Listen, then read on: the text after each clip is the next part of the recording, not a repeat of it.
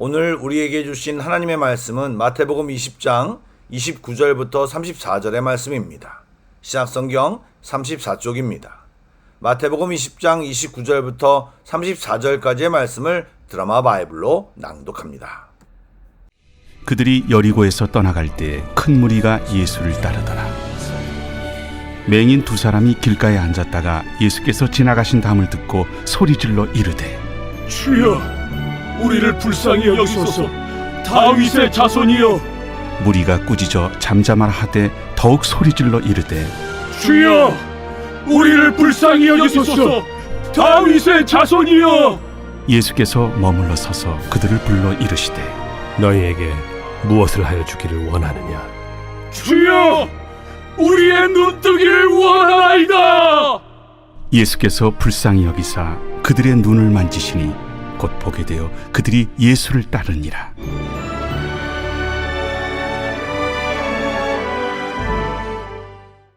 샬롬, 좋은 아침입니다. 어제 한 분이 카톡으로 저에게 연락을 주셨습니다. 어디 아프시냐고요. 또 새벽 예배를 왜 준비 못하셨냐고요. 새벽 예배를 사모하는 마음과 저에 대한 걱정 모두 감사히 받았습니다. 바라기는 이 새벽 예배가 우리의 영혼을 살찌우고 성장케 하는 귀한 시간이 되기를 다시 한번 소망합니다. 아멘. 기도하겠습니다. 소망의 주님, 오늘도 예배하는 모든 성도들의 영혼을 만족시키시며 주의 은혜를 충만히 부어 주시옵소서. 말씀으로 은혜 받게 하시고 찬양을 함께하며 주님께 시선을 고정하게 하시고 마음 다해 기도할 때 하늘 문을 여셔서 신령한 복을 우리 모두에게 허락하여 주옵소서. 주님만 예배합니다. 주님만 사랑합니다. 예수님의 이름으로 기도드립니다. 아멘. 말씀을 나누겠습니다. 오늘 말씀 속에 있는 사건은 예수님의 공생의 마지막 목적지인 예루살렘, 즉 십자가를 향해 올라가시는 길에서 일어난 일입니다. 그런데 참 묘한 것은 바로 앞의 사건이 야고보와 요한 어머니가 와서 자기 아들 둘을 주의 나라에서 주님의 좌우편에 앉게 해달라며 세속적인 권력을 구하는 장면이었습니다. 물론 그때 제자들도 비슷한 생각을 가지고 있었습니다.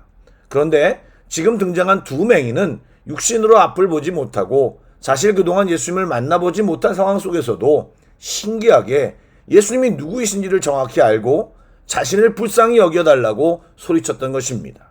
또한 바로 앞절 28절에 인자가 온 것은 섬김을 받으려 함이 아니라 도리어 섬기려 하고 라는 말씀을 예수님이 하셨는데 그분이 손수 여리고 길가에 있는 소외된 맹인들을 고쳐주심으로써 그 섬김과 긍휼을 곧바로 행동으로 증명하시는 내용이 되었습니다.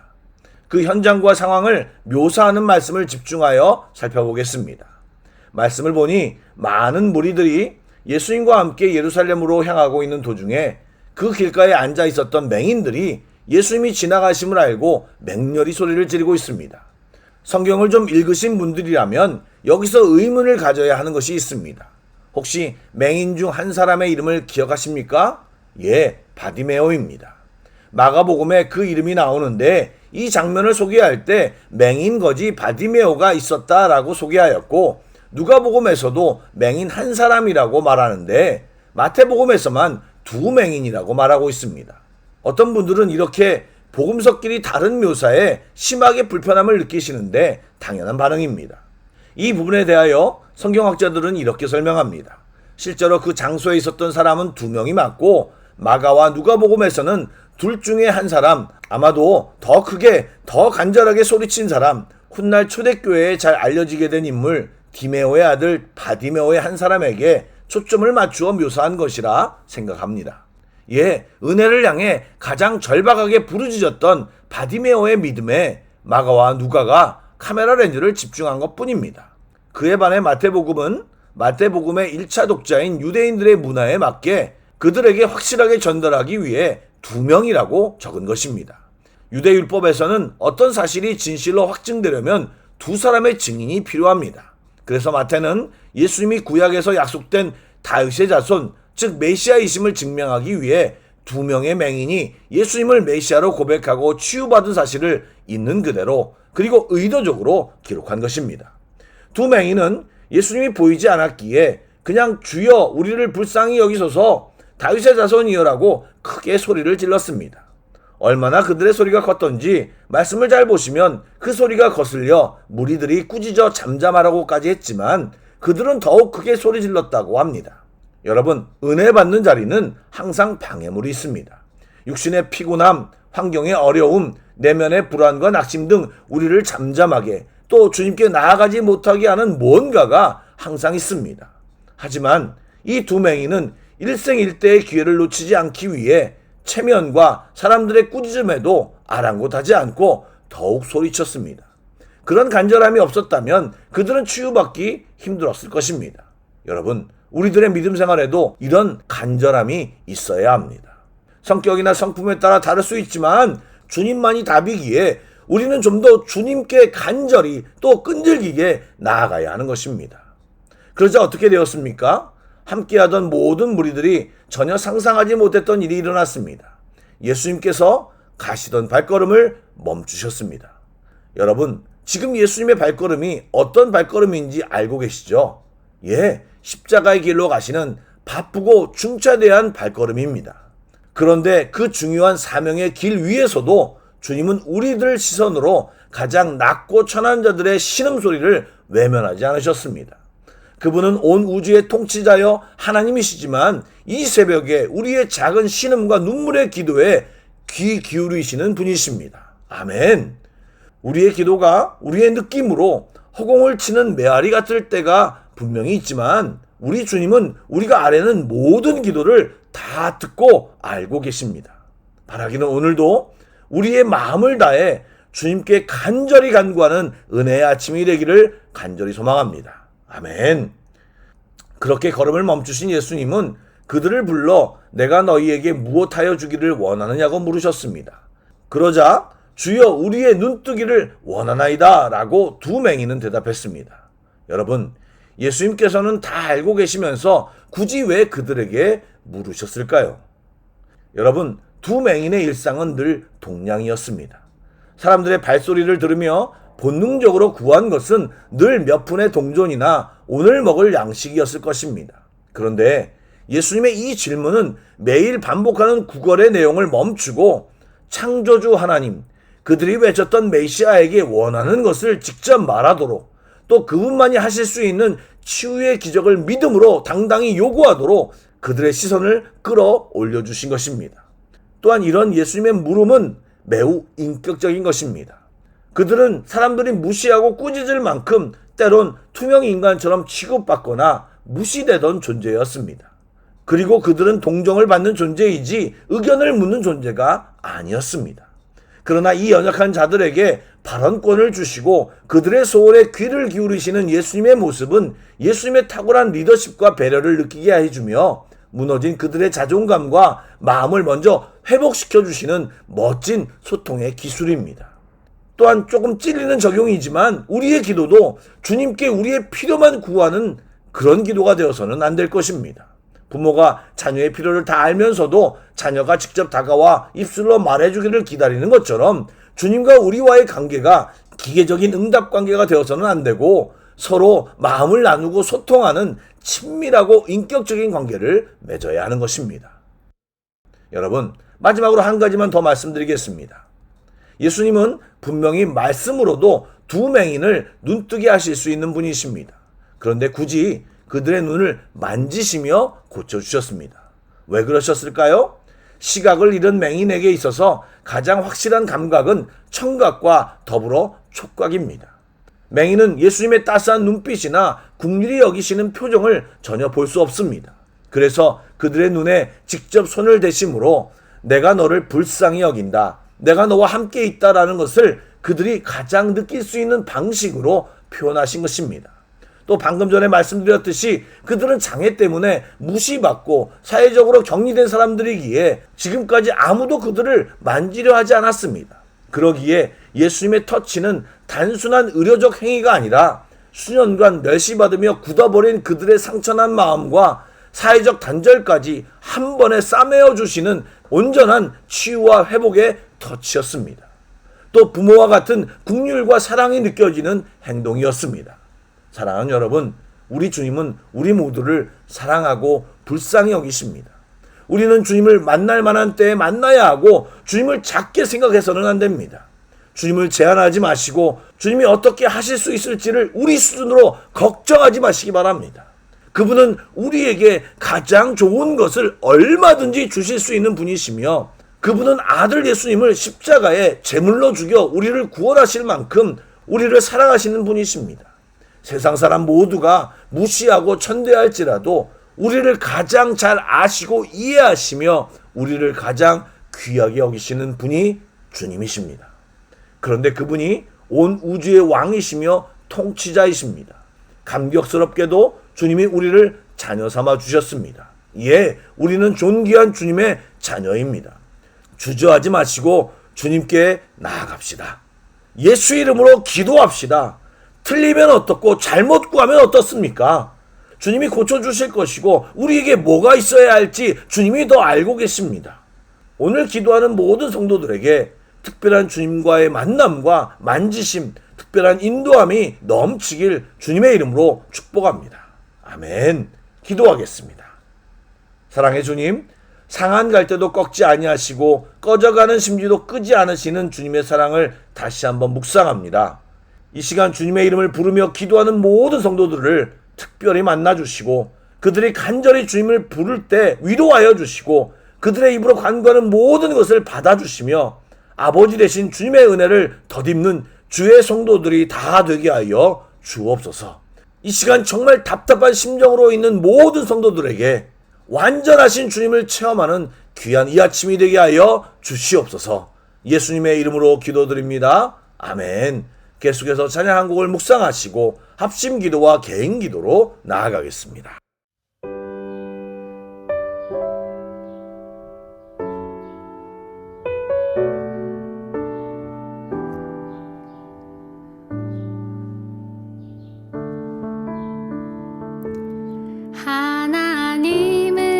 하나님은 너를 만드신 분, 너를 가장 많이 알고 계시며 하나님은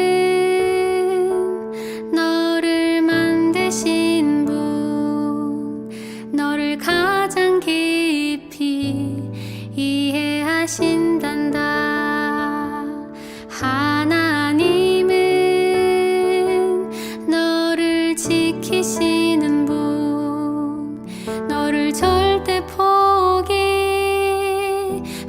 않으며 하나님은 너를 지키시는 분, 너를 쉬지 않고 지켜보신단다. 그의 생각 셀 수 없고 그의 자비 무궁하며 그의 성실 날마다 새롭고 그의 사랑 끝이 없